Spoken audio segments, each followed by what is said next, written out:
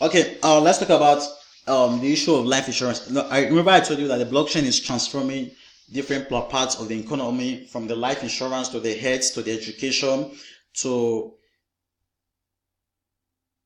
finance to the shipping. Incredible projects that are going on. I'll be bringing you a ship chain, one of the projects that is actually going ship chain and 300 qubits. One of the projects that these are some of the projects that are going to transform the crypto space. Okay, let's talk about FIDENTXIA. Now the ICO is over. They had a very successful ICO, and you can see how much was really raised.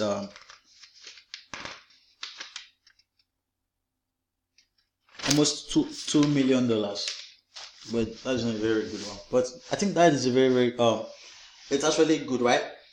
So the estimated amount of life insurance out there is $4 trillion.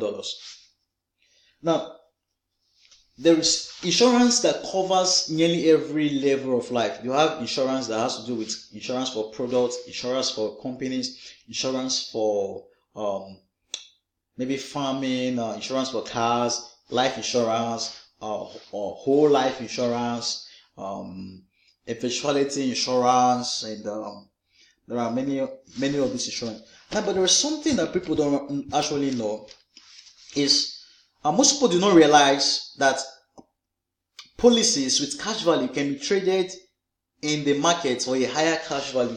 So what people don't understand is that this policy that they have with these insurance companies can actually be traded for a much higher value. Now, we'll be talking about the complexity that happens in the case of eventuality when we deal with insurance policies. Let's say, for example, someone actually had an insurance policy that was to run for a 10-year term, and maybe in the course of time there were certain tragedies that befell him, and he has to redeem such policy.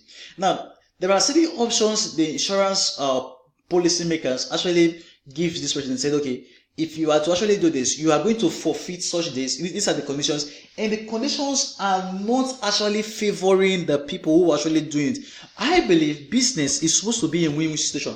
Do you know the problem I have with banks? The problem I have with banks are the model the banks actually operate is not very beneficial to the end user. Do you know why? Because what the banks do, they rip off the people who actually have the money. The bank gives you the money when you don't need the money. Tell the bank that you want money, they will not give you the money. But tell them you want money for mortgage, they will give it to you. The bank knows what they're doing. So when you have a system where it is not a win-win situation, it's not a very good one. Okay, let's talk about insurance. Insurance, let's see the white paper. Insurance has been there for, I think, 5,000 years. Insurance has been there from the 3rd century. We'll talk about the Chinese merchants transferred or distributed their cargo before embarking on a dangerous voyage so as to lower their risk. Babylonian traders took insurance further by hedging their risk with an additional payment to lenders to write off their loan if the shipment was stolen or lost at sea. Then let's talk about the first insurance policy was written in the early 18th century, and since as more formats, it has changed, it has evolved from a single application into numerous iterations with many product innovations. There are insurance policies addressing every need of an individual through life stages, for example, endowment, whole life, investment link, universal life, key man with various providers, like I told you, with terminal sicknesses and in the rest of them. Now, the insurance industry is dominated by a monopoly of few players that have been innovating and coming up with new business products and features to grow up. Okay, let's talk about this, guys. This oligopolistic market. Now, you already know that oligopolistic market is a market where there are few sellers and much buyers. So entry is very difficult. Listen, I believe if there is one thing why America is a very, very thriving economy, is there is free market in America. To an extent, I believe, to an extent. Though there are some form of oligarchy and the rest of them. The issues of this oligarchy is not very, very good for the market. Then there is the change in lifestyle, which I've explained to you before. Let's see something before we move on. Now, the potential market size for surrendered policies in Hong Kong, Japan, Korea, Malaysia, Singapore alone exceeded $5 billion in 2015. And there is no recognizable marketplace, online, offline, for policy holders and buyers such as that. FIDENTXIA will disrupt the status quo and break the teters of the insurance policies by empowering policyholders to monetize their policies. This is also a fantastic opportunity for us to demonstrate the numerous advantages of building a portfolio of tradable policies, which, with stable returns and developing a trustless platforms for trading of these policies, exchange with confidence. Okay, let me go through some of the things, and let me go to page 9. Okay, page 9, market potential. What is potential now? FIDENTXIA will be focusing on building its brand within Asia before executing its global expansion strategy. Key focus countries within Asia: Hong Kong, Japan, Korea, Malaysia, and Singapore. Well, if they can focus on these countries, it will be a very good one. These countries are selected because of the size of the insurance market, new business generation, regulatory requirements, and oversight. In these countries, they offer very, very good regulation, especially Singapore and Hong Kong. Then a competitive landscape. So you see the space here. Japan, market size $7.7 trillion, new business $632 billion, surrendered value $435 billion. Wow. South Korea, market size $2.12 trillion, new business $348 billion, surrendered value. So you see the statistics. You are hearing billion dollars. So now, if you want to invest in this,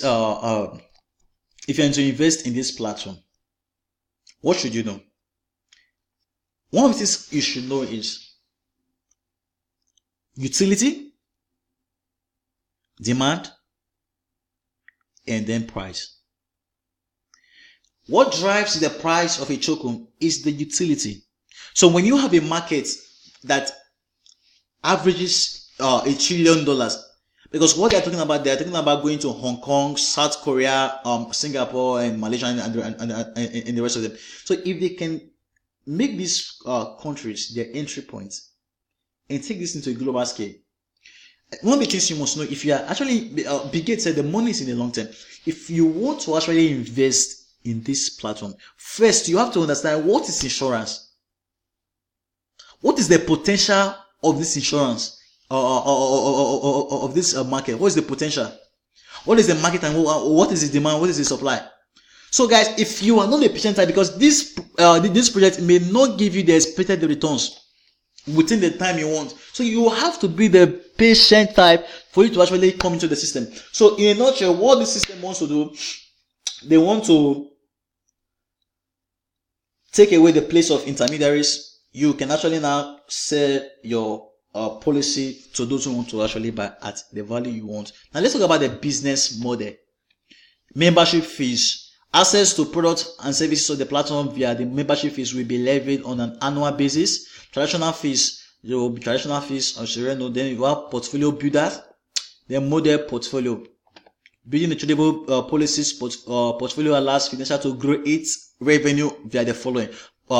Portfolio returns. Our model portfolio of a tradable policies could potentially return 3.5% per annum to 4% per annum, which is significantly higher than similar risk class portfolio.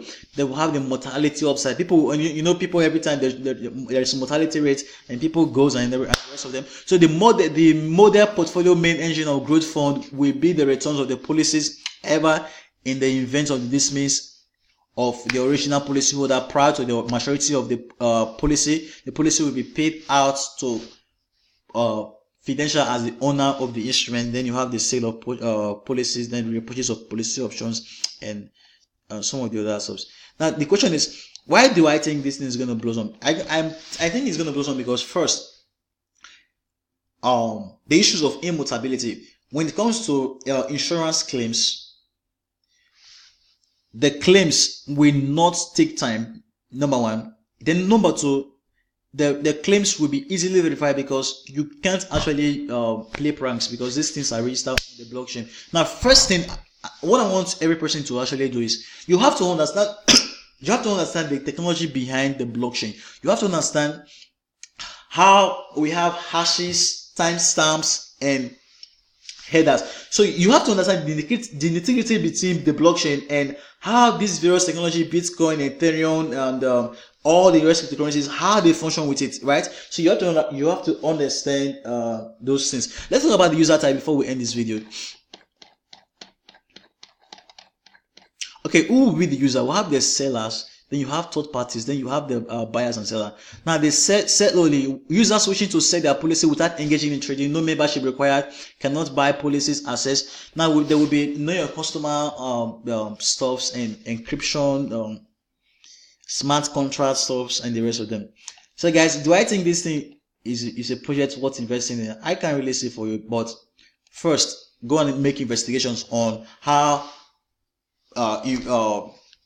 insurance works. What is the potential? I've just given you the potential of the insurance industry and how this little thing can actually become something big later. Do have a very good day.